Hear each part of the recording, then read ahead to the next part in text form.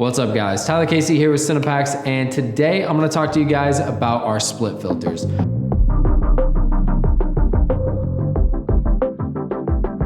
want to do an overview because we've got a lot of questions on what our split filters specifically are and how to use them. I'm going to show you guys what comes in the kit and some tips and tricks on how to use them. So this is the split kit right here. You can buy the filters individually and they come in 3 different strengths.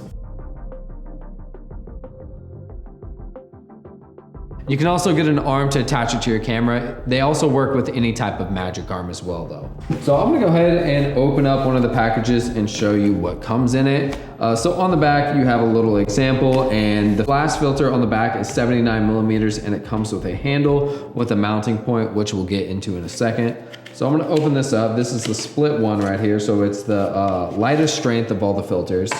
One cool thing that we included is the CinePacks bag. And then on the back, it actually tells you which filter is in the back and also gives you some tips on how to use these. So we have a recommended focal length of 50 to 100 millimeters. And pretty much on all the split filters, we want to use a wide aperture like f2.8. So let's go ahead and open that up. Listen to that beautiful sound. So every filter as well comes with its own microfiber cloth, so you can keep them clean and keep it protected when you put it in the bag. So this is the filter, and one of the most basic ways to use the filter is just to use it handheld. We worked really hard on this design. We tried a bunch of different designs out, and this is kind of like what we came up with. So you can hold it like, there's tons of different ways you can hold it. You can hold it with your thumb like this. You can hold it, put your finger like that, and hold it in front of your lens. So I'm gonna put it in front of this Sony right here.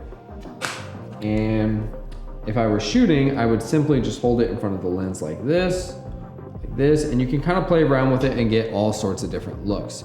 Super convenient, super compact, so it doesn't take up tons of space in your camera bag. But we know that you always don't want to hold the filter, so we actually included the 1/4 mount on the handle, so you can actually screw in the magic arm to attach it to your camera, whether that's on the bottom or on the side of the camera case. So, and then this is the arm. You can purchase this separately if you do not have one. We did put some thought into our arm, so our arm does work really well with our filters, and it makes it convenient to actually put onto your camera. I'm gonna show you guys how to attach our magic arm to our filters to your camera.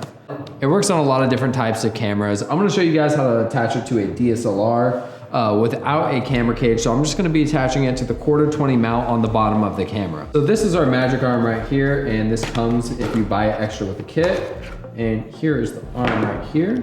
So to loosen it up, I'm gonna show you guys how to use it. You just use this knob right here and you can move it freely. So this is the side that I would recommend to attach the bottom of your camera. So this works on a Red, this works on a DSLR. I'm gonna be attaching it to my Sony. So I'm gonna screw this on, since it's loose, I'm gonna screw this on to the bottom of the camera and keep going until it gets nice and tight. You want to move this part right here, getting close. There's this little notch right here. So you want to make sure that's right there so you can move the elbow freely.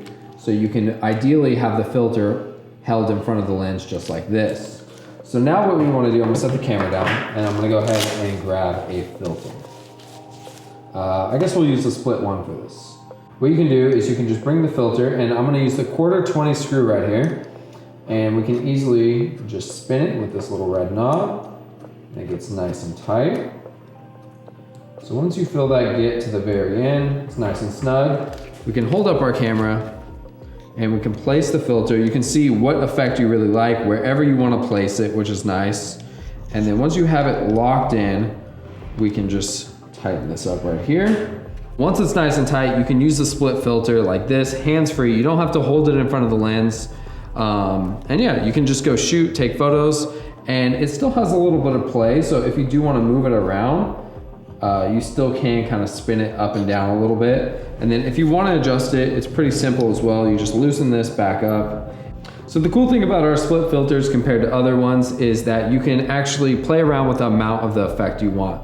So you can see here that I have it mounted just to the edge of the frame, so it's only affecting partial of my frame. So we have different strengths that come with the filter. So like we showed before on the back, it comes with the recommended focal length. So if I go ahead and open up the Split 2, which is a step stronger than the Split 1, This filter recommends on the back to be used with 18 to 35 millimeters. So it's a super common lens like the Sigma Art lens that a lot of people use, the Sigma 18 to 35. And then with our 3 filter, it's one of the strongest filters, and you can really use this on any lens because it's such a heavy, strong effect. If I pull this filter out and show you how thick it actually is, you can see how thick the glass is and how strong of an effect it can actually give you.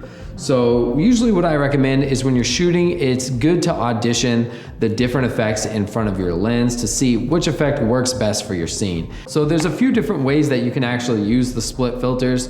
The first way is one of the most simple, and it's basically using it for cinematic blurring effects. So when you hold the filter in front of your lens at a low f-stop, you get a nice subtle blur. And this can be really useful for music videos or adding a nice foreground element to your scene. You can use this handheld or mounted. If you use it handheld, you can add a little bit of motion.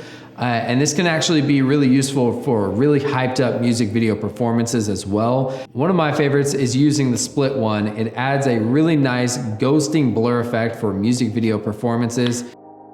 It's really subtle and has a really nice look to it. So that's one way you can use the filter, is the blurring effect. Another thing you can do with the filter is get reflections. If you hold the filter in different angles and play around with the way you're holding it from the traditional way right up against the lens, you can start to catch reflections from nearby lights around and get some really cool looks. I usually do this when taking photos, but it also works with video as well. Another use for the split filter is in-camera transitions.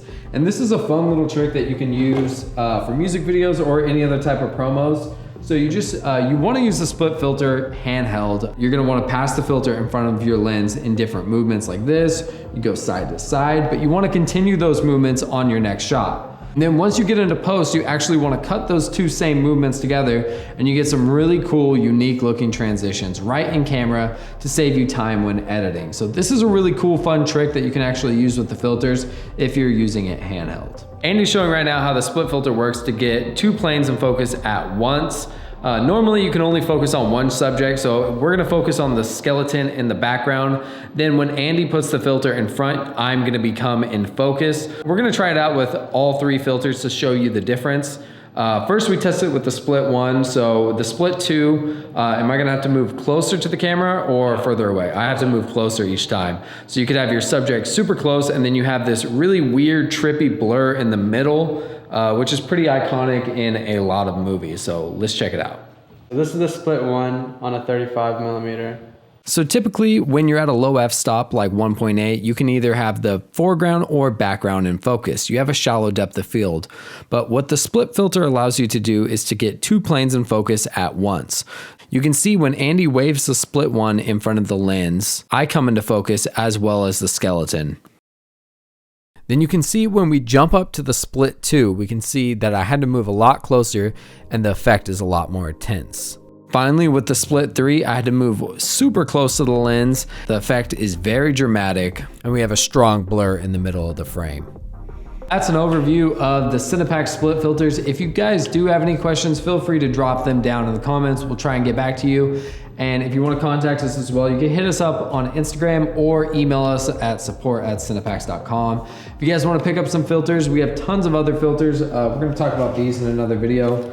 The split crystal and the full crystal. We have all these filters linked on our website down below. Use promo code CINE5 to get $5 off on your first order. I'm Tyler Casey with CinePacks. We appreciate you guys watching. I'll catch you guys next time. Thanks.